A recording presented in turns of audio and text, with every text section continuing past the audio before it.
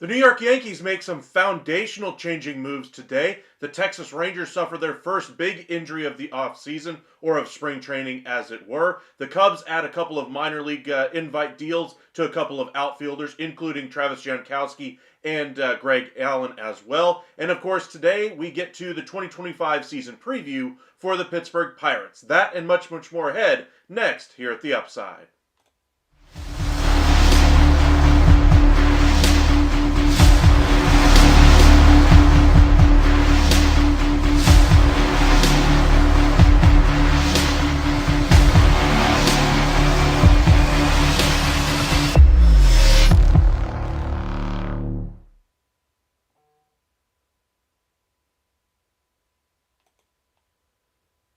And welcome into the MLB Hot Stove Daily here at the Upside Sports Network. My name is Michael. Appreciate you guys joining us late on a Friday evening. We continue our 2025 season preview videos today with the Pittsburgh Pirates. That we'll do later on in the video. But let's start with the big news of the day. The big news, according to the New York Yankees, is that they're going with facial hair. They're finally allowing beards, mustaches, as long as they're well groomed. That is one of the big stories in baseball. A organization that had prided itself on clean-shaven, kind of a fixture on their organization. That will be changing. That is an antiquated rule that has been in place for that organization since the dawn of time, it seems like. And now they're finally getting rid of it, so good on them. Does this mean anything as far as, on the field or contracts or recruiting players? No. It's just an outdated rule that needed to be moved on, we'll call it. So good on them for finally getting with it. Good on the Yankees for finally moving forward with their team overall. But the big news will start with the Texas Rangers. They suffered their first big injury of the spring training season. Wyatt Langford is going to miss at least the next 3 or 4 days. The expectation is 5 to 7 with an oblique strain. Bruce Bochy and the rest of the club there seem very adamant that he will make the opening day roster. Wyatt Langford is one of the players that I have pegged to be one of the biggest risers this season. Could very well threaten Corey Seager as the best player on the Texas Rangers this year, and is a dark horse pick to be in that MVP voting this year. So Wyatt Langford, 5 to 7 days, not so bad there, but I would rather see him in that lineup sooner rather than later. I think they're doing this out of an abundance of caution as far as the timetable here. Honestly, I don't think he needs that much time in spring. He's looked pretty good so far in just the first couple of days. I think just getting his feet wet underneath him, making sure his swing is ready to go by the time opening day rolls around is the first and only priority for the Texas Rangers, along with a number of other people that just need to get to opening day healthy. So I think they'll do everything they can to get him to that point. Welcome in Rafe, Holly, Master Vinman, Lucas. Appreciate you guys joining us today. Looks like things are getting hairy in the Bronx this year. Yes, they will be. Rafe, Mavs got it done. Yes, they did. And best of luck, El Blondie. We'll start there, Rafe, with the Mavs finally getting it done. Finally. They've won 5 out of 6 without having a real center. They made the 10-day acquisition of Moses Brown, and he had his good and bad moments. But overall, the Dallas Mavericks just kind of cruised in that game against the Pelicans today. Best of luck to El Blondie. Your second comment there, anyway. He's referring to Travis Jankowski. That was his nickname with the Texas Rangers last year. And very speedy guy. Had a great year in 2023 when they made it to the World Series. A career year for him. A guy with a big family, a big heart. And looks like he'll be moving on this offseason to the Chicago Cubs. So we'll have to see what they get there. See if he actually cracks the opening day roster there. They did sign Greg Allen to a minor league deal as well. So it looks like they're trying to get some competition in that in camp anyway for an outfield spot there. So we'll see who ultimately wins one of those third or fourth outfield spots there. Welcome in, Lucas. Rafe, can I get a rip on my... and get a... Hey. That's a lot of money there, my friend. All right. Let's try to get into a couple of the other headlines from today anyway. One, we'll look at the Texas Rangers here. The Rangers are also looking at the possibility of moving on from Marcus Semien as their leadoff hitter. He was their leadoff hitter pretty much since he's come to Texas, and I think the Rangers are looking to do something a little bit different for him. As far as Semien goes, he's had some good production at the top of the lineup, but getting somebody to drive in runs is the first priority for Texas this year. They're going to have a deeper lineup. That is for sure going to happen. The question is somebody going to seize the role of a leadoff hitter, or do they leave Semien in there by default? Now, they had Semien lead off the game today, their first spring training game. of the spring anyway, had Simeon in that leadoff spot. I imagine they'll be using, Wyatt Langford at some point in there. I imagine they'll be using Evan Carter at some point in there. They could use any number of players in that spot as well as a Josh Smith. So we'll see which direction Texas goes, but just something to kind of keep an eye on as we look at kind of the position battles and lineup construction as we gear up for the 2025 regular season. Garrett Crochet and the Boston Red Sox have been discussing a contract extension pretty much since even before he was traded. So we'll see if they get that deal done before the start of the season. Crochet, of course, only has one really elite season under his belt. Got to think the Red Sox are going to be a little bit hesitant as far as how long-term they really want to go and how much, as far as dollars, they really want to give up. But you gave up a pretty penny to be able to bring him in. The prospects that you gave up weren't just chumps, I'll put it that way. They have some good, or they gave up some real talent in return there. So I imagine they're going to try to get that deal done sooner rather than later, in case that value for Crochet really does skyrocket if he performs in Boston this year. As far as a couple other minor league deals, we saw Manny Margot decide to go to the Milwaukee Brewers on a minor league deal. Other bit of news anyway for the ownership. The Twins were looking to sell their team this offseason and were hopeful to get it done before opening day. Now Ishbia has dropped out of the running there and abandoned his pursuit of the Minnesota Twins and decided to take up an even larger stake in the Chicago White Sox. He already had a position there, but is now going to have a bit more of a minority stake there with the Chicago White Sox. He is a Chicago area native, so we'll see if that's the biggest, if that's the reason why he does it here. Of course, Reinsdorf and so forth are still there. What they're going to do ultimately. I mean, he's 89 years old. Maybe there could be a future deal in place that says Ishbia could be the next owner there. But there is no path to ownership or path to majority or path to control for him at current. The downside for the Twins, of course, is now they've lost another bidder to own the team. We'll see who ultimately gets the job there with the Minnesota Twins, but this cannot be a good thing for them. A team that's been, stuck in the mud, to say the least, with the opportunities they have this offseason, and now they might just be stuck for a whole nother season. So just bad news all the way around here for the Twins. A couple other minor league deals. We'll look at the Houston Astros. They agreed to a minor league deal with Brendan Rodgers. I really like this signing for them because they've had some up and down performances at shortstop with Pena. If Rodgers can ever get to the elevation of as a player he was expected to, they could really have found themselves something. Of course, it's a minor league deal. You're literally risking nothing to see if he becomes some type of an impact player for them. But I think he's going to give them real depth in that infield, and I think he does play a role on this 2025 team. How big of a role remains to be seen. I think this will still be Pena's position going throughout the year. And then if he struggles this year and Rodgers has a great year in 25, maybe we could revisit the issue heading into 2026. Master Vinman, the Cubs have a loaded and deep outfield. Why would they sign Jankowski? Competition, speed. He can do pretty much a number of different things for you. Contact rate. Get some more professional at-bats in there. I think kind of push Pete Crow Armstrong in center as far as his defensive abilities, and just keep those guys off their feet if necessary. So even if you don't think Jankowski and Greg Allen are going to make the team, just getting somebody out there that might take some of the spring training innings off of those guys, so be it. Especially with how young PCA really is. For you, Wyatt is your leadoff, Lucas. For me, he's my 3-hitter. I would rather have Wyatt hitting behind Corey Seager. I'd rather have Evan Carter in an ideal world. If he's really ready to go, Evan Carter as my leadoff, Seager as my 2, Langford as my 3, Young as my 4, Garcia, Simeon, some combination of my 5 and 6, Jock Peterson 7, Jake Berger 8, and then you just kind of wrap up your 9-hitter would be Jonah Heim, I guess, in that case as well. El Blandi, the greatest outfielder of all time. I don't know about that one. Is he still the GOAT? Yes, of course. We'll see. He's one of the greatest of all time as far as a human being. So you're getting a real high character guy there in Chicago. Even if he doesn't make the team, his clubhouse presence will be felt, and you'll enjoy having him be a member of the Chicago Cubs. I hope he makes it out of spring training there. He'd be the one I'm pulling for to get that 4th outfielder spot as well. Rafe, I never liked Simeon at 1. I wanted speed and contact at number 1. That's kind of my thoughts there as well. But remember, the Texas Rangers have had, Ian Kinsler at the top of their lineup for years.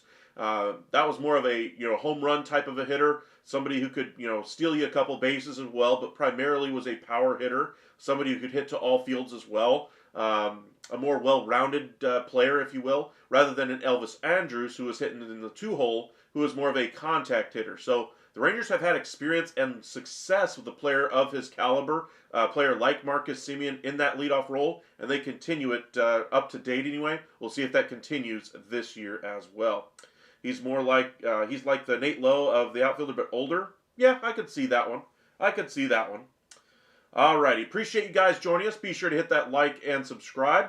We're going to go ahead and head into our 2025 season preview for the Pittsburgh Pirates. Really appreciate you guys joining us. We'll continue our series tomorrow as well. I'll probably flip over to the American League side tomorrow. Let's see here, but Boach won us a ring, so I'll just up and watch True.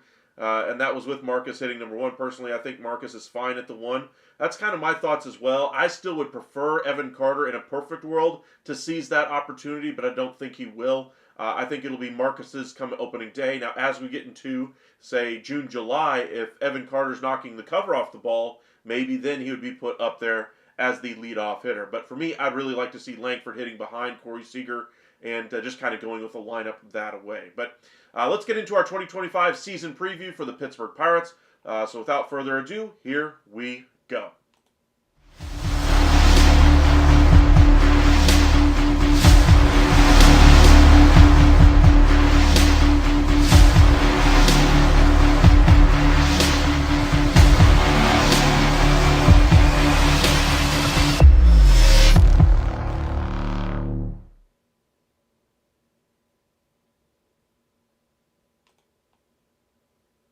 Welcome into the 2025 season preview for the Pittsburgh Pirates. My name is Michael here at the Upside Sports Network. Be sure to hit that like and subscribe as we're going to keep you guys up to date on all the latest from across Major League Baseball, including your favorite team here at the Upside. All during the season, we'll keep you guys updated on all the latest rumors, injuries, roster construction, what your bullpen's looking like, all your prospect news, every single rumor you could possibly think of that's accurate, we will have here at the Upside. So be sure to hit that follow, hit that subscribe button here on YouTube. Follow us on X at Upside Ascent and on Facebook at Upside Sports Network.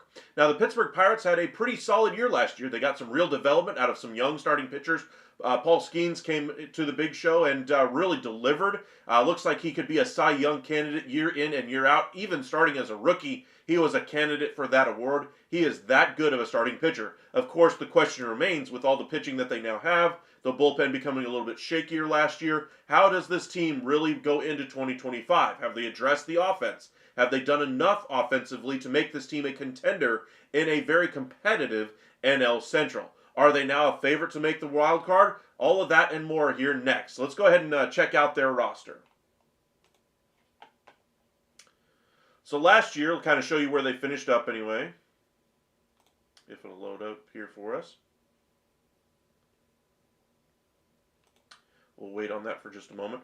Looking at their lineup here, they did make the signing of Tommy Pham, 1-year deal there. Brian Reynolds, they're going to have at their 2-hole, O'Neill Cruz, their 3. McCutchen, they brought back for 1 more year, is going to be their DH. Joey Bart, no longer with the San Francisco Giants, is with the Pittsburgh Pirates, of course. Endy Rodriguez, Nick Gonzalez. Cabrian Hayes is your 3rd baseman, and of course, shortstop Isaiah Kiner-Falefa. As far as their bench, Adam Frazier, Joshua Palacios, Jared Trujillo, and Jason DeLay.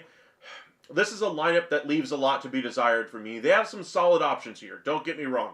I like a utility type of a player like a Tommy Pham who can come in and be a 4th outfielder for a really good team and really come through in a clutch at bat. Brian Reynolds brings you some veteran leadership to this club. O'Neill Cruz, of course, the leader of this club at this moment. Andrew McCutchen, kind of your tie to the good years of the Pittsburgh Pirates past. Joey Bart, kind of a failed prospect with the San Francisco Giants, now finds his home with the Pittsburgh Pirates. We'll have to see how this year really works out for him. Cabrian Hayes had some rumors about his possibility of being traded this offseason. Luckily enough for the Pirates, they held on to him. But what's the one thing you really don't notice in the entirety of this lineup outside of an O'Neill Cruz?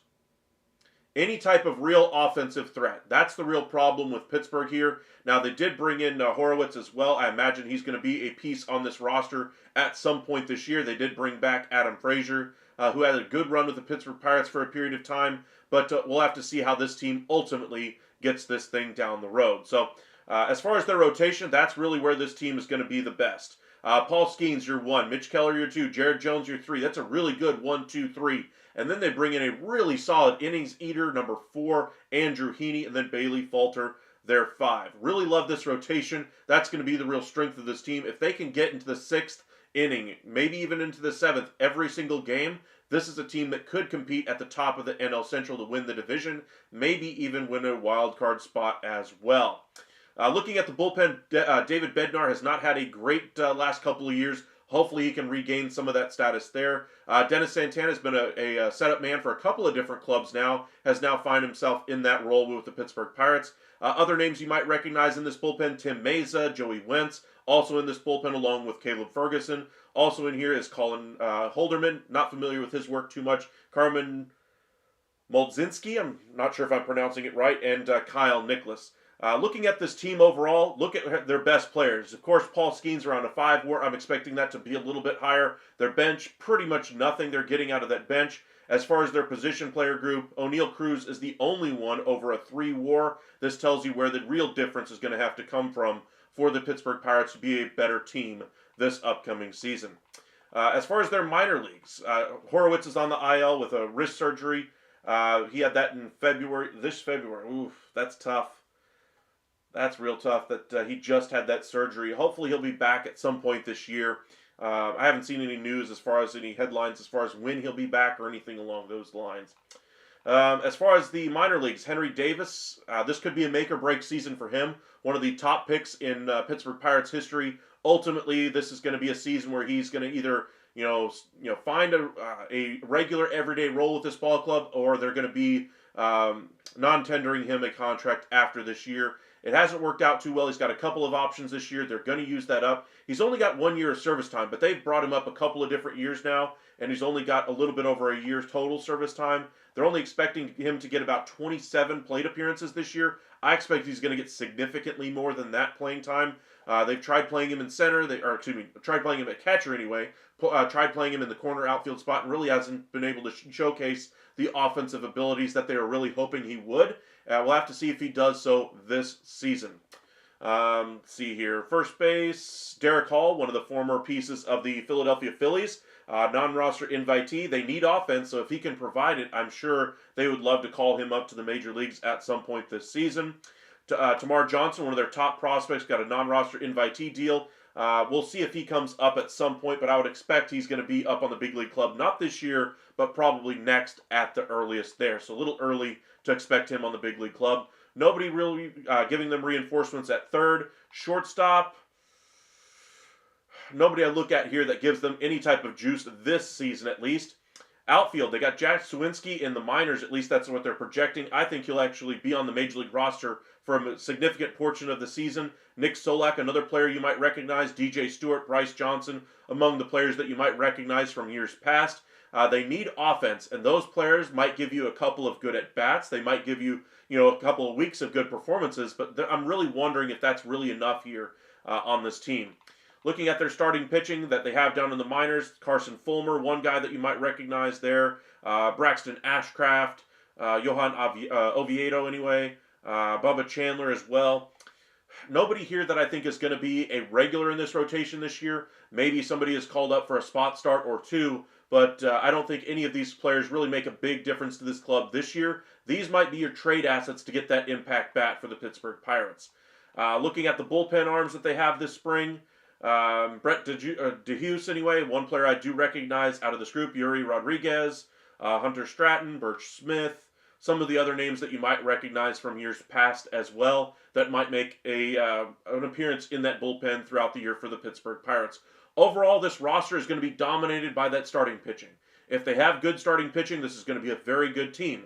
If they don't have that starting pitching, this is a team that's going to struggle to win 85, or is going to struggle to make 81 wins. I think it's going to struggle even to get 70 wins if they have some struggles in that rotation, because this offense is not good enough to make it work.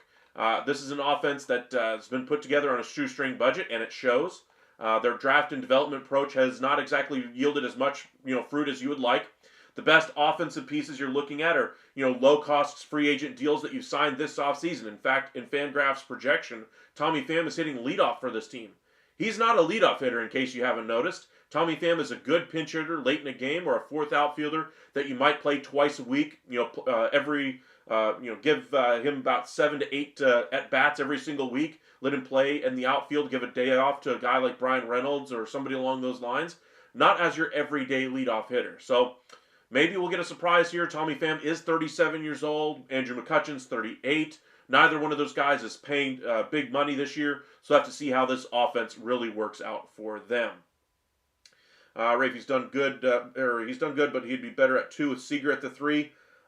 In case you guys are just joining us, we were discussing before we came live, or before we got into the Pittsburgh Pirates discussion here, what the Rangers are going to do with their leadoff hitter this year, and Wyatt Langford was one guy that we discussed as being an option there. Rafe is mentioning that he thinks the 2-hole hitter should be Wyatt Langford and 3 would be Seager. I would actually like that as well. I just would rather see Seager hit in front of him, and then you have Wyatt Langford. I know you'd rather have left, right, left, right, left, right, but I don't want to mess with Corey Seager. He's the engine of my offense, and I expect Wyatt Langford to get to that point this year. And I want to give him every chance to succeed, but I want to make sure the engine of my offense gets, what he's used to getting, and I don't want to rock the boat with Corey Seager and take another at-bat away from him by moving him a little bit further down in the lineup. I get it, it's 2 to 3, it's only 1 spot down, but that could be the difference from coming up in the bottom of the 9th with 2 outs with a 2-hole spot coming up, or being left on deck and not getting a chance to hit in that situation. So that's why I'd rather have him at the 2-hole. Now, if Wyatt Langford elevates to that level, maybe they flip those around. Maybe they decide to go left, right during the season if Wyatt Langford's really ascending to that level of player. But I would rather have Seager in that spot right now until Wyatt Langford establishes himself on that level with Corey Seager. I think he'll get there. And I think next year he will be there. But I think it's a little early this year to at least take Corey Seager out of that spot in the lineup without having a just as good, if not better, solution for that same spot in the lineup there. D-Rod, welcome in. How are you, sir? Doing pretty well. How do you think teams will handle free agency before the CBA expires? I think they'll try to take advantage of the deferrals as much as they possibly can. I think they're going to try to utilize that loophole until it's finally closed. The Los Angeles Dodgers threw down the gauntlet. I think the rest of Major League Baseball will pick it up and run with it. So if you guys think deferred contracts are a bad thing now, just wait till you see what happens in about 10 months when you see the deferred money on a Kyle Tucker, or on an Alex Bregman deal when he hits free agency after opting out with the Boston Red Sox, on Vlad Guerrero's deal, Framber Valdez, Dylan Cease. All these deals are going to have big, long-term deferred contracts, and that's one way they can kind of spread out their financial burden. Does it put bigger money on the books long-term if you do decide to sell the team? Absolutely. But I don't think the teams are necessarily going to worry about that. They're going to try to build the best team they possibly can, realize that the Los Angeles Dodgers are indeed the favorite going into the season this year, and they're probably already on paper going to be the favorite going into the season in 2026, unless something drastic changes. So we'll have to see what happens.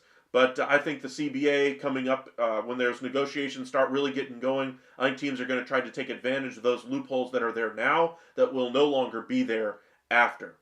Master Vinman, possible for a Devers trade to the Cubs? No. Way too much money. Devers is going to be a member of the Red Sox. It's just a matter of them figuring out their issues in the clubhouse there. I do not see Devers being moved at any point, or even entertained in trade discussions at any point as well. Remember, if Bregman decides to leave after this year, if he has a truly monster year in Boston, he could very easily sign with the New York Yankees next offseason, and then you're left with Devers there at third base once again. That's why this whole situation can be a little bit dicey. He is the face of the franchise, at least currently. Bregman could overtake him as far as his production, both offense and defense. I think Devers is probably the better player offensively. I think Bregman's probably the better all-around player, and the more professional player, the better winning player as well. And we'll have to see what happens there in Boston before we can really make any judgments as far as what they'll do with Devers long term. Lucas, Wyatt Langford will hit Soto numbers this season. I think he's got a good chance to do very well. Soto numbers are pretty lofty, especially after what he did last year with the New York Yankees. All right, let's get back to our Pittsburgh Pirates discussion here. Let's look at their prospects anyway. Their top 100 for this year, they have 4 guys in that top 100. Bubba Chandler, the only guy in the top 15. Tamar Johnson was in that top 30 last year and really tumbled down last year. So this is a team kind of having some really good pitching prospects, but still struggling to get that offense coming from within. So this is a team that needs to invest, either trade for some young, controllable hitters, or go out there and sign him in free agency. I doubt they'll do that, so I expect them to go the trade route with some of that ammunition that we mentioned earlier on that depth chart, that they could utilize their minor leagues to be able to get something along those lines done. So Pittsburgh has a good team. I like their rotation quite a bit. I think they're probably top 5, top 6 in the National League as far as rotation, but that offense is probably in the bottom 5. It is really bad, and the only thing that really elevates it is the signing of Tommy Pham. O'Neal Cruz, of course, is the engine of this offense. Hopefully you get another really good year out of Brian Reynolds. But other than that, where's the real offense going to come from this year for the Pittsburgh Pirates? That's my issue there. Wins of the offseason, I like the signing of Tommy Pham. I just mentioned that one. Love the signing of Andrew Heaney. But the real big story for the Pittsburgh Pirates here is the miss of not acquiring more offense. I know they're hoping to have Horowitz in there and just make a better offensive piece for them. But even with him in that lineup, to me, that wouldn't have been enough. I thought they would have been a great team to be a trade candidate for a Nathaniel Lowe. That would have given them a really good option at first base, really raise the floor of this team, and give them some professionalism at first base. Also show them a little bit of taste of what it's like to win and be in a pennant race. I think that would be invaluable to this young Pittsburgh Pirates team, and they chose not to get it done. Remember the deal for Nathaniel Lowe, all it cost the Washington Nationals was an 8th inning setup guy with 5 years left of control. They have a closer where the Texas Rangers are looking for a closer in David Bednar, who's been rocky over the last couple of years. They have tons of arms that they could easily slide back in there. Now, of course, none of them are going to have the experience of a David Bednar, but you could have easily brought in a Kyle Finnegan or any of these other guys that have had success in that 9th inning role, maybe even have signed a Kendall Graveman, and that would have been the way I would have chosen to go. But at this stage in free agency, it's unlikely that they'll make another impact signing. There were some rumblings today about an Anthony Rizzo that he wants to be in a competitive team, a team that has a chance to win, and he's not just going to sign somewhere just so he can play baseball like with the Colorado Rockies. He wants to play on a team that has an actual chance to win the World Series, win the division, win a wild card, win something, rather than go to a bottom-dwelling team. So we'll have to see where he goes. I think Chicago might be scratched out now after the signing of Justin Turner, but the Pittsburgh Pirates could really be a situation where he could land here and kind of salvage that position for them this year. He does have really great leadership abilities, and I think that would be invaluable to this young Pittsburgh Pirates team. Another veteran leader in this clubhouse with Pham and McCutchen on that offense there.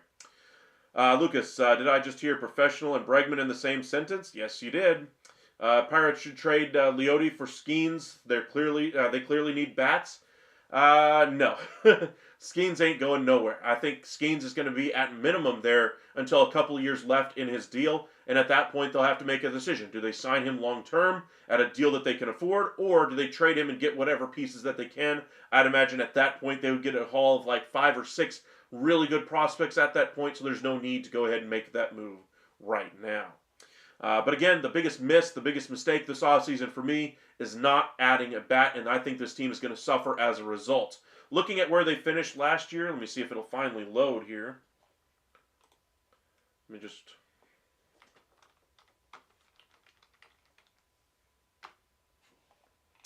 It didn't want to load for us, so we'll just reopen a new tab. 2024. We're going to look at the wild card for the National League. And Pittsburgh last year finished with 76 wins. So what could they do this year? I think they're a better team than they were last year. Skeens is another year older. This pitching staff is a little bit better. The question is, are they going to be a team that wins the division? The Cubs, I think, are a marginally better team. I think they need another impact bat before I clearly make them a better team in this division. I think Milwaukee is a better team on paper currently. I think the Reds are going to be a better team, especially with the addition of Terry Francona. So right now they're probably looking 4th unless they add some offense to this club. As far as their payroll, where do they sit right now? Remember, this is a small market team. They don't have a whole lot of free agent deals. So look at this payroll here. They finished with $87 million last year, one of the smallest payrolls you'll see in baseball. And it's not that their owner isn't willing to spend the money. They just don't have the resources to make this happen. So don't go out there and crucify the Pirates for not spending more. This is not a team like the Los Angeles Dodgers that just has endlessly deep pockets. Now, could they flex up their payroll to say another $5 or $10 million? That would be a possibility, but I don't think that their payroll is going to be too much higher than where it was last year, at least the way they're currently set up. Thank you for that super chat, Master Vin, man. I really do appreciate that. After 2025, what happens with ESPN baseball announcers Carl Ravitch, David Cohn, and Eduardo Perez? Do they broadcast for any MLB franchise? Great question. I would say Eduardo Perez definitely latches on with some club. I would expect him to be on the national broadcast wherever baseball takes those media rights to. I imagine Amazon is going to have a nice crack at those Sunday night baseball opportunities, all-star festivity opportunities, all of those kinds of things. Fox, I'm sure, will have a bite at the apple. But do not be surprised if you see a out of nowhere streaming service jump in the sweepstakes here for those media rights from Major League Baseball. As far as Ravitch and David Cohn, Ravitch to me I think probably goes into a studio hosting or a studio role. He was kind of flexed out of that role as time went on with ESPN. As they kind of consolidated their baseball coverage, which is part of the reason why ESPN and MLB are deciding to opt out of the deal. As far as David Cohn, I think he probably goes to a local team. I don't think he gets on the national broadcast stage again, unless it's for like a like what they did with Roku, the game of the week on Sunday morning, the Sunday leadoff game. I think he'd be something along those lines. Otherwise, I think baseball is going to be looking for some new blood as far as some announcers there. He is on the Yes Network, D-Rod. Yes, I remember that one. Lucas, so we need the owner. We know the owner doesn't want to spend. There were rumors that they would cut players early to save like $20K in bonuses. Yeah, that's kind of been the situation for the Pittsburgh Pirates. But looking at their payroll here, Mitch Keller, so they got signed up long-term through 2028. Brian Reynolds signed through 2030. Brian Hayes signed up through 2029. Really great long-term deals, and they're not costing them a whole lot of money there. The question is, are they getting enough production out of those pieces? I would say Keller they are. I would say Brian Reynolds, they want a little bit more bang for their buck, and Brian Hayes, same thing.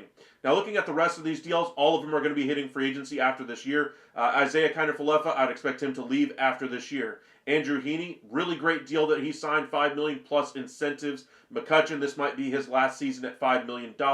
Tommy Pham, really cheap deal at $4 million. And then the rest of the deals are not significant enough to really bring up here. And then, of course, you got David Bednar in the bullpen making $6 million this year. One more season after this year before he's a free agent. Expect them to get some interest in David Bednar this season.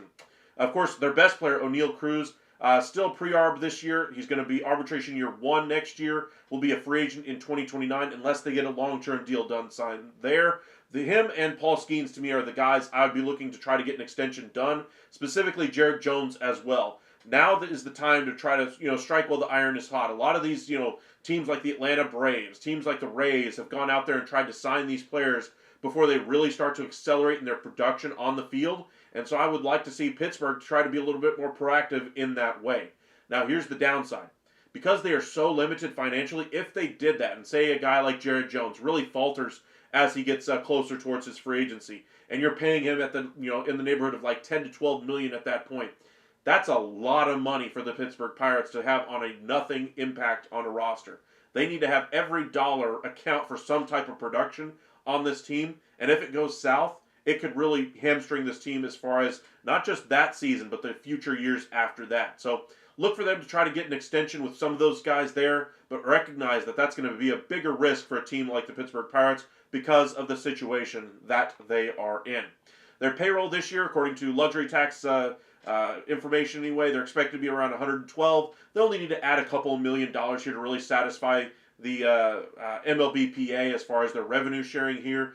They will always be a revenue sharing team, but look at how much their payroll really drops next year. Basically cut it in half. Now, of course, this does not count the the arbitration salaries or anything like that. So they really are going to have probably a neighborhood of like $80, $85 million in payroll as far as luxury tax are concerned. So kind of keep that in mind, that they might have in the neighborhood of like 20, 25 million that they could spend in free agency next year. Are they ever going to be big players for any of the top fish in free agency? No. But they could be a team that could make a couple of sneaky signings there in that $10 to $12 million range to really improve this offense. And this offseason, they chose not to do so while they're not paying Skeens, while they're not paying O'Neal Cruz any amount of money this year. Now is the time for them to add to this offense because this pitching staff is ready to go as far as that rotation. The bullpen is still pretty good. Could be better if Bednar gets back to his level of performance, but we'll have to see how this season goes. I think they missed an opportunity to really add an impact piece to that lineup as well. D-Rod, thanks for the 401. Did not know that. Yes. Okay. Let's see here. Next step, what holes are left on this Pittsburgh Pirates team? Of course, it's going to be offense. They need an offensive piece, but they're not going to be willing to take on a big salary. So with that in mind, what could we do to fill that hole? They did a great job bringing in Horowitz. So kind of think in that same vein, utilizing your young starting pitchers that aren't on the big league roster to try to acquire major league offensive talented players. So let's look at a trade that could happen. One, I'll go ahead and start with an easy one right off the bat here. The Nationals and the Pirates. Two teams you'd think would be selling, or at least be in the bottom half of their divisions. I want to pull up Nathaniel Lowe because I want to revisit that idea if they want to improve their offense right now, because I think he would be a piece that they could be able to acquire low-cost salary and be able to sign him long-term as well. So right there, you're getting about $10 million in salary this season. He's going to balloon to probably $14, $15 million next year. That would take up a significant portion of your salary to be able to bring him in, but that would be one significant piece I think they could add there. Look at his value as well. It's only 6.8. Pirates can afford to trade a piece along those lines there. 6.8. They could do anybody in this range here. Heck, if Henry Davis could go the other direction, Ashcraft could go the other direction. Those would be a little bit more valuable pieces there. They could throw a piece out of their bullpen somewhere along those lines if things don't work out. They could do Jack Sawinski. That would be another one that they could look into as well. Bailey Falter is one of their starters they could look into. If I were doing this trade, I'd probably do it for one of these younger players here, but I know the Nationals are trying to win right now, so maybe they would prefer a bullpen option, especially if they get Vladdy next off-season. Let's do a different team instead of the Nationals here, instead of Nathaniel Lowe. Let's do another player with some control that a team might be looking for some young, controllable starting pitching to kind of keep in their clubhouse. Let's do... Mets make some sense. Orioles make some sense. Let's do Baltimore. Baltimore is looking to be anxious for some starting pitching. So let's look at the majors side of things. Nope, not from them. Pardon me. Majors side of things on the starting pitching side. Keller did have his name thrown out there as far as trade, but that's $15 million. He could have some real value there for you. Jared Jones could really bring you a really nice package back. He's only 22 years old and could be the second best piece in this rotation as soon as this year, I think. But if you give him to the Baltimore Orioles, gives them a controllable pitcher who could be a number 2 for them. This is going to be kind of a risky trade, but let's see what we could do here. If I'm the Pirates, I'm trying to get major league hitters here. Guys who are ready to make an impact, and you're getting about 44 in value. Hurstead could immediately help out in the outfield, and you're only giving up about half the value there. You could get a Dean Kramer back to help in that rotation. I don't think they would choose to do that. I think they would go again for some more offense, maybe a Bradfield here. How close are we already? Need another 15 or so. We already did Hurstead, Bradfield. A Mountcastle would be a little bit on the pricier side, but they could do it. And then you're within, what, 5 value here? So then you throw in a young starting pitcher back to the Pirates to kind of keep their system going. Validate the trade, post it. Not a bad deal. Orioles get a controllable starting pitcher, which is one thing that they haven't tried to go for yet. And they get themselves, in Pittsburgh, 2 offensive pieces that immediately slot in their lineup without breaking their budget as well. Cost control for Hurstead. They get another outfield prospect as well in Bradfield once McCutchen decides to leave, or when he decides to retire anyway, to immediately go into that lineup as well. And then Fort to kind of help out their depth in that rotation as the year goes along as well. So not too bad here. I still think the Orioles would be better served by going for an even bigger fish like an Alcantara. If you're going to be giving about this value here, I think they should be going for an established ace rather than somebody who could be at that point. And so that would be my preference if I was a Baltimore Orioles fan, but this would make sense if I'm a fan of the Pittsburgh Pirates there. D-Rod, yes sir. David Cohn and Paul O'Neill did a good job as color guys for the broadcast. The good old 90s. those were the good old days for the Yankees anyway, with the Jeter, Brocious, Tino Martinez, Jorge Posada, Bernie Williams, that era of the New York Yankees. Paul O'Neill, a cornerstone of that team at that point. Master Vinman, so far the ABS challenge looks good. I didn't think there would be problems with it. I just don't understand why we're even having a challenge system. Why don't we just go straight to all the way to automatic balls and strikes? And like I said, allow these umpires to control the game and be able to pay attention a lot better. And you don't have issues with arguing balls and strikes all the time. I get it. You worry about the technology. You worry about it, taking the job of the umpire. It's not going to take away the job of the umpire. They have too much already to do on their plate besides calling balls and strikes and just eliminating a point of contention. Instead of having people get ejected for stupid or for arguing stupid calls, or having Angel Hernandez insert himself into the game because he wants to call a strike a foot and a half outside 3 straight times to strike out Wyatt Langford last year. Thankfully, he's not around as far as an umpire anymore. But I'm all for automatic balls and strikes, not just a challenge system. I want it completely to be automated, and I imagine it will be there at some point. It's just a matter of getting the less inclined to change to be willing to accept it as a great system for them. So we'll have to see how this ABS challenge system works out this year as far as how it's accepted by the old school heads in baseball, and see how they like it, and see if it kind of works and spreads from there. Let's do another trade for the Pittsburgh Pirates here. Another piece that they could try to look to acquire. Again, I'm looking for controllable assets. Somebody with some terms. And in order to do that, they're going to have to utilize some of their young pitching prospects. So teams looking for controllable pitching here would be what I'm looking for here. So St. Louis comes to mind as a team that could be looking for some controllable starting pitching. So the Cardinals, of course, they have Nolan Arenado. The Pittsburgh Pirates would like to have a piece like that offensively, but that doesn't really move the needle for them because of how much money he's making.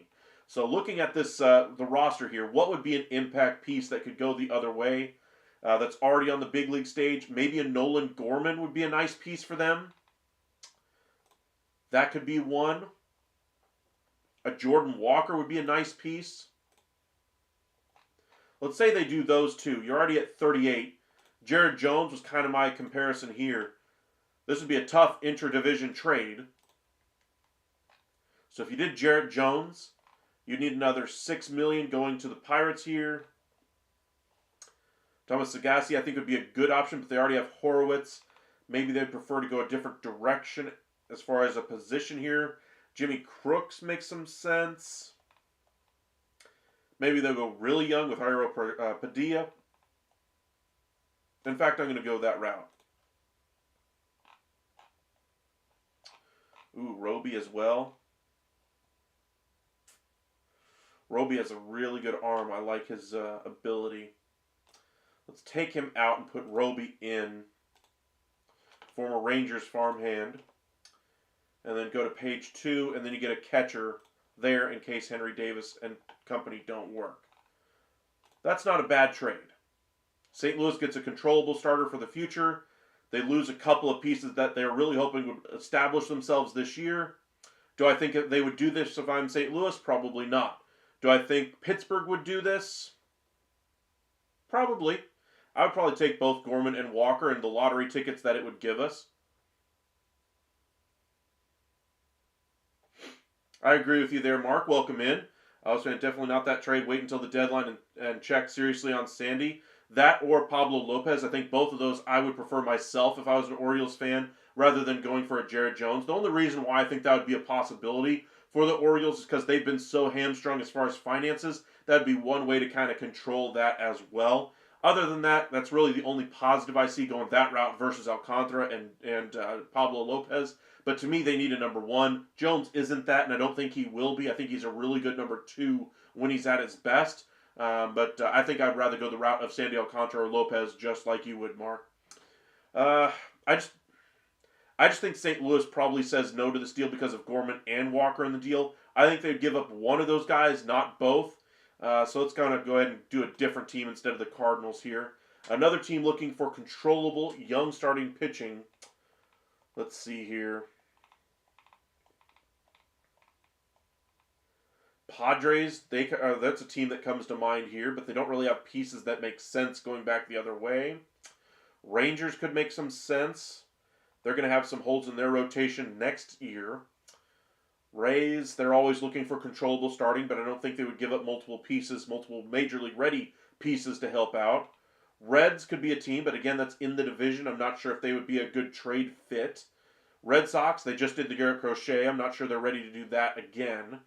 Rockies, they always need some starting pitching, but they don't really have the prospects to give up. Royals, they already are pretty good in their rotation. They wouldn't necessarily be looking that direction. Tigers, they do got a couple of guys that would make some sense, and they got some starting pitching coming. So Jarrett Jones would already join a really strong rotation. Kenta Maeda will be out of this rotation. Alex Cobb will be out of this rotation at some point. Let's look at the majors, what their rotation could look like.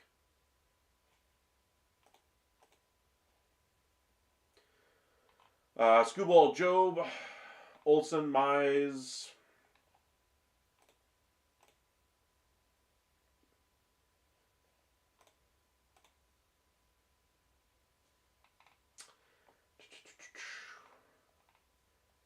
One-year guys down here. Jack Flaherty, of course. I think they would be a team that could be a fit here, especially if they don't get a deal done for Screwball. So what would a deal have to look like to make it interesting for the Tigers? Let's take out the starting pitchers. We're going to go for major league value. We're 44, so we're looking for major leaguers that could come up and make a difference. Jace Young would probably have to be the headliner of the deal.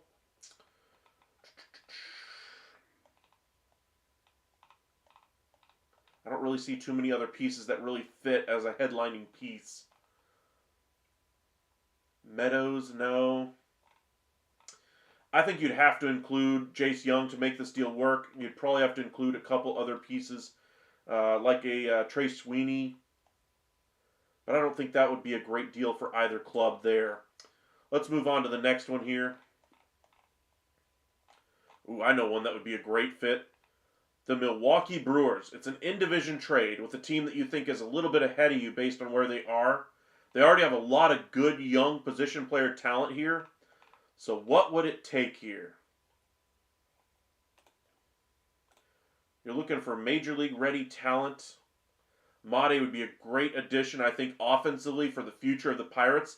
Kind of think of O'Neal Cruz and kind of him, those two kind of up the middle. That'd be a great, offensive and just a big boost to that team overall. Let's do the majors, though. I think they'd want major leaguers instead. Bryce Terang as a shortstop. Frelick as an outfielder could be a piece. Garrett Mitchell could be a piece.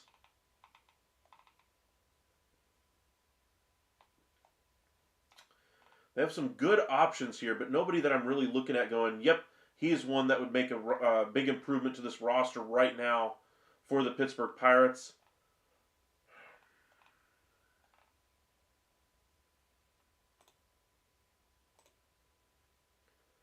Field value. Actually, let's look at years. How close are any of these guys to free agency? Cortez, Hoskins, they're not going to have any interest in those. None of those guys make sense either. You're not taking back Yelich. Terang would probably have to be the guy that would have to go, but that wouldn't make much sense because they already have O'Neal Cruz. So I don't think they would do a Jarrett Jones. All right, so let's take out Jarrett Jones. Let's kind of go backtrack here a little bit if we're the Pirates. Let's go a little bit cheaper here. If I'm looking to offload some young starting pitching talent, Bubba Chandler's the best in the top 15. I ain't trading him. Griffin's in the top 100. He's only 18 years old. I don't think I would trade him because he doesn't have too much value. Now, Braxton Ashcraft, he's 24 years old. Thomas Harrington, 23. Hunter Barco, those would be the names I would be looking to move. Any of those guys, though, you're looking 11, 8, and 6. So we're looking a fairly low-cost option here for some minor league depth options for some starting pitchers. So you're looking cheaper options. Depth guys. So you're looking more of these rebuilding ball clubs. Marlins are one of those that would not work. Maybe the Rockies, because they might have an offensive piece that would make sense. Let's see if we can find one. Nolan Jones would be one. I think that would be a fairly decent option. Jordan Beck, who hasn't established himself yet, could be one as well. Other than that, they don't really have a whole lot. So let's do Nolan Jones to the Pirates. Gives them a corner outfielder. And in exchange, we're going to give them round 9. We would give them Ashcraft and another, low-level prospect like a Castillo. Somebody like that. There's your trade. Is it enough of an offensive upgrade? Probably not. I would look to try to do something a little bit better if I'm the Pirates. But again, you can't really go big game shopping here if you're Pittsburgh. You're mainly looking for controllable contracts more than anything else. I don't know. Mark, love these breakdowns. When are we doing the O's, the best in the East? We'll go ahead and do the O's. Let's see. Who did I say we were doing tomorrow? Can't remember who I said we were doing tomorrow. We'll do the O's. Let's do them Sunday for you. We'll do the Orioles on Sunday for you, Mark. So be sure to join us for that one. Who did I say we were doing, though, yesterday or earlier in the video? I can't remember. I'll look back and see who it was. That way I can get the word out to you guys. Let's see here.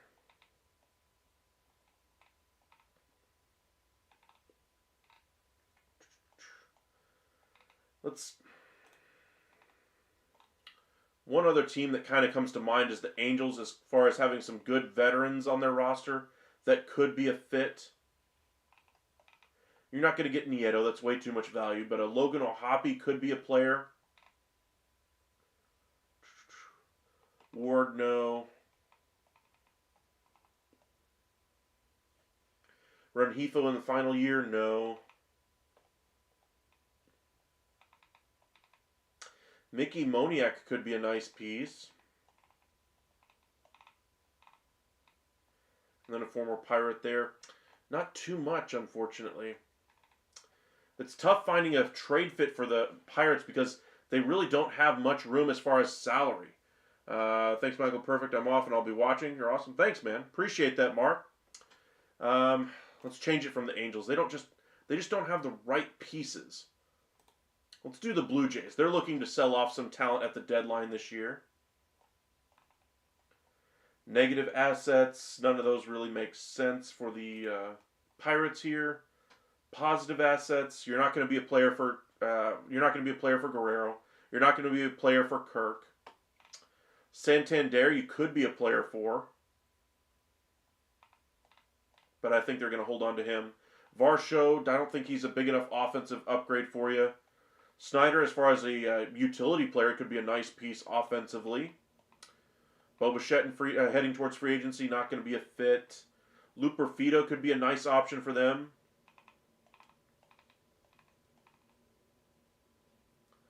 Nobody else really stands out to me out of that group there. Just not enough offensive punch for them to even be worth the trade, honestly, though. Let's do...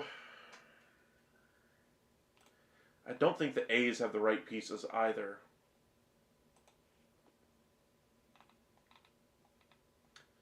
Blade doesn't really do anything for us. Nobody in this range really works either. Look how far Estri Ruiz fell as far as a prospect, though. I don't think they make sense here for the Pittsburgh Pirates. Let's do the Braves. I'm just trying to find a trade that would make sense for the Pirates to give up some depth. Braves could use some rebuilding of their starting pitching depth here. Maybe that would be a fit if they can find a trade partner here. Arcia, as far as an offensive piece, not bad. Ozuna makes too much money. Sean Murphy is their lone catcher at the moment. They're not doing that. Kelenic makes sense, but not enough of an offensive upgrade for me. Let's look at the negative assets. I would like Jurickson Profar, honestly. I think he'd be a really good option for them. But I just think the Braves did a great job getting that deal, so they're not going to move him. All right, none of those make sense either. Pirates are just a hard team to make a trade with. Guardians already have lots of youth in their starting pitching depth. Mariners, same. But the Mariners have some good positional prospects, but they're looking more offense. They're not going to look to trade their major league offense, though. The Mets, if they ate the entirety of that Marte deal, maybe we could see a return back to Pittsburgh. That'd be an interesting fit. As far as the rest of this team,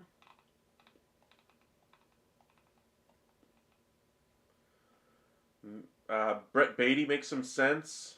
If they add a third baseman, maybe they decide to offload him. That would be a possibility. That's one name that at least would make some sense for the Pirates to go after.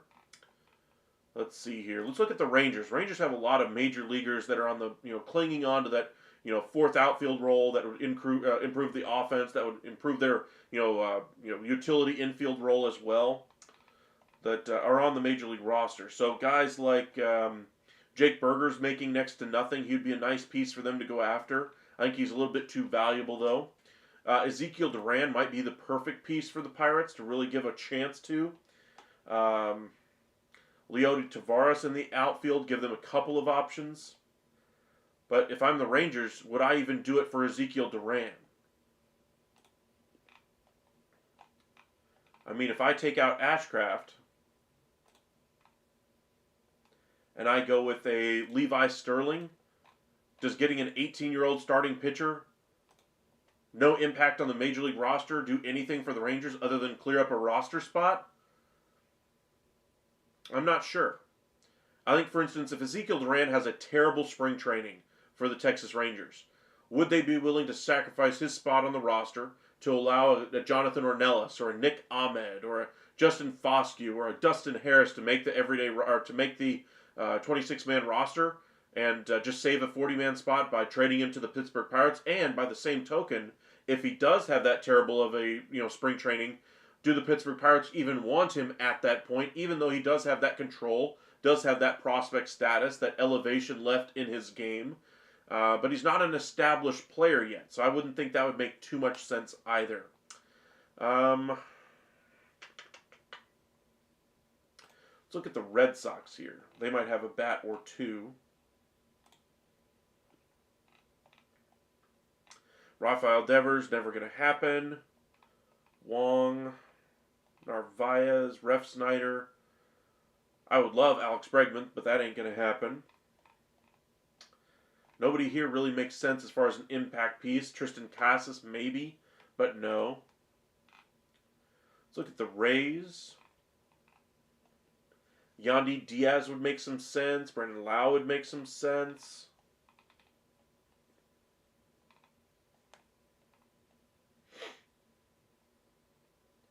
Danny Jansen at catcher would be a slight upgrade over what they currently have. Nothing else really makes sense, though, for them.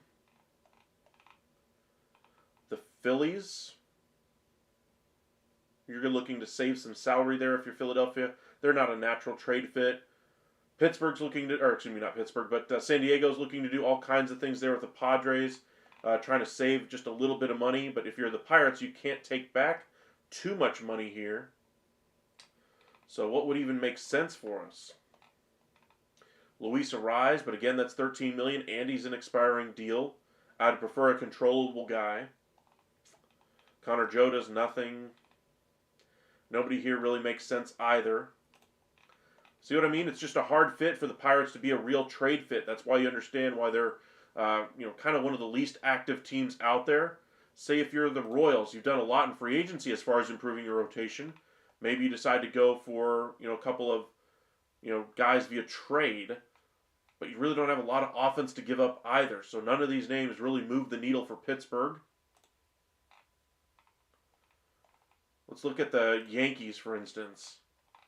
If you're looking to move an offensive piece, there's really not much here in that, reasonably priced range. Like a Ben Rice might be your best, most movable piece that would be helpful to the Pirates, but I don't see them going down that road. The White Sox have done a great job as far as positional talent. Maybe they want to add some pieces as far as minor league pitching talent, but Luis Robert, that wouldn't do anything as far as finances for them. Talkman, you're not going after Benintendi, one of the worst contracts in the game, obviously.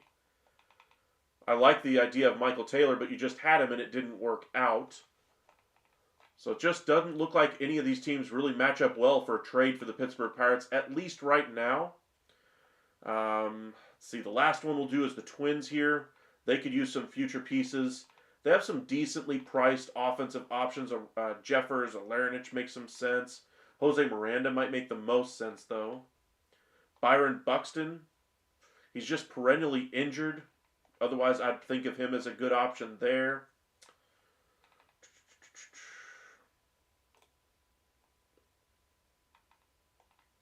Ty France, Harrison Bader. Nobody else really makes sense out of this team either. So, like I said, it's very difficult to find a trade fit here for the Pittsburgh Pirates.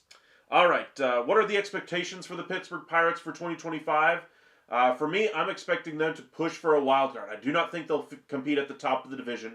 I think the Cubs and the Brewers are going to be right at the top. I think the Reds are going to be there with Francona. I think this rotation will keep them in the hunt for the majority of the season, but I think their lack of offense will really bite them, especially as they get into August and September when that pitching staff starts to wear down a little bit. So I'm going to picture them as just outside of winning the division. Now in the wild card race, I think they're going to fall short once again. So a failed opportunity to really improve their offense this offseason. We'll see if they're willing to add, that $25 million worth of payroll next offseason that we kind of project them to have.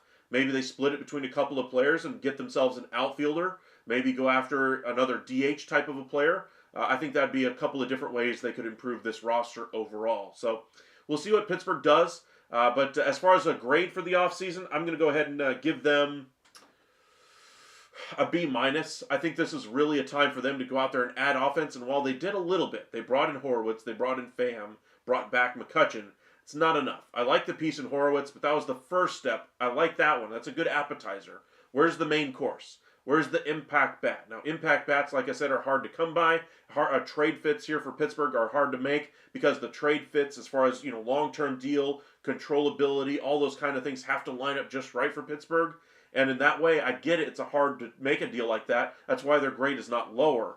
But this was a real opportunity to capitalize on the youth of this rotation, the youth that's in that team overall, and utilize that cheap payroll that they have to spend on offensive pieces right now. So we'll see. Pittsburgh does have some money. They're not anywhere near the levels of some of the richest owners in the game, but they do operate on a shoestring budget. So something to kind of keep an eye on or keep in mind with the Pittsburgh Pirates there. As far as expectations for their roster, I do think this is a team that could trade both buy and sell at the deadline. They might move off of a David Bednar if he's having a good year. We've seen already relief prices are really, really high and starting pitching, of course. So they might deal from both of those strengths and try to add some offense. I expect them to try to do something like that during the year. I don't think they'll be beholden to trying to get it done at the deadline. Could happen in April, could happen in May. But I do think they're looking for offensive upgrades any way that they can get them. As far as growth and surprises, obviously this roster could surprise us in a couple of different areas. For me, this lineup, though, leaves a lot to be desired. Maybe O'Neal Cruz has a MVP caliber season in him. Maybe he explodes like a Bobby Witt this year. In which case, they could very well be pushing right up against that wild card and snake away that final wild card spot.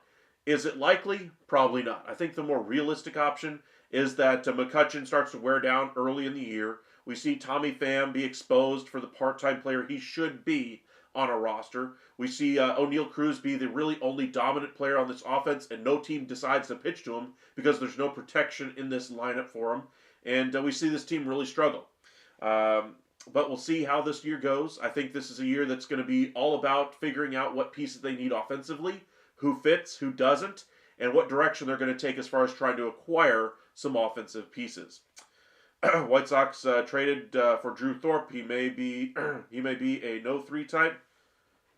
Let's see. Owner is the 10th richest owner in baseball. Yes, but he's not on the level of like a Cohen or the Dodgers or any of the big-time owners out there. While he does have money, I would say that the Pittsburgh Pirates have always operated on more of a shoestring budget than most teams. And it's the owner's prerogative to run their team the way they want to. And it's a smaller market. It's always been a smaller market. And it's just the way they've chosen to do things. Do I think they should open up their pocketbooks a lot more? I do. But even if it's just $25 million next offseason, that's enough to add a couple of impact bats to this lineup, or at least major league productive hitters to this lineup here. Even just doing that little bit would be all that's required, bumping their payroll up into that 120, 130 payroll range. And remember, the Pittsburgh Pirates, their ownership group, has bumped up that payroll when they are competitive. Back in the mid 2015, 2016 range when they were trying to compete for the division, when they had Garrett Cole, etc. at that time. Might have been just a shade earlier than that. I remember Ike Davis was traded from the Mets to the Pirates in one of those years anyway. That was a team that had a higher payroll at that point. They flexed their payroll up because they were competitive. Right now, they have a really good young roster that I think will be competitive if they add some offense. We'll see if they finally get it. Ceiling this year, I think best case scenario, like I said, is going to be snaking that final wild card spot. The floor of this team, looking at where they finished last year, if they do have injury issues in that rotation or just struggles in general, then I think this team goes from a 76-win team down to maybe a 68-win ball club if they really don't get the production that they're hoping for out of that rotation, because I think that's what they're going to really have to rely on for any success this year. But good on them for getting Heaney, good on them for getting Pham, but that's not enough. Love the acquisition of Horowitz. Doesn't look like he'll be suiting up for them early this year, hopefully later on in the season. All right, appreciate you guys joining us. We'll be live again tomorrow evening, bringing you the latest from MLB's hot stove season throughout the spring training and throughout the regular season as well. So be sure to hit that like and subscribe. Follow us on X at UpsideAscend and on Facebook at Upside Sports Network. We posted a couple of extra videos this week as well. We'll have more videos coming out as well. Not just covering baseball. We do cover a little bit of the other leagues as well, NFL, NBA, and the NHL. You'll have some of that content coming out in our short form content as well. And then we'll start releasing some of these season preview videos as we go next week as well. Appreciate you guys joining us this evening. Thank you for all the likes, the support. Thank you, Master Vidman, for that super chat. It was really nice of you to send that. We really do appreciate your support. And we'll see you guys again tomorrow night. Y'all stay safe out there, everybody.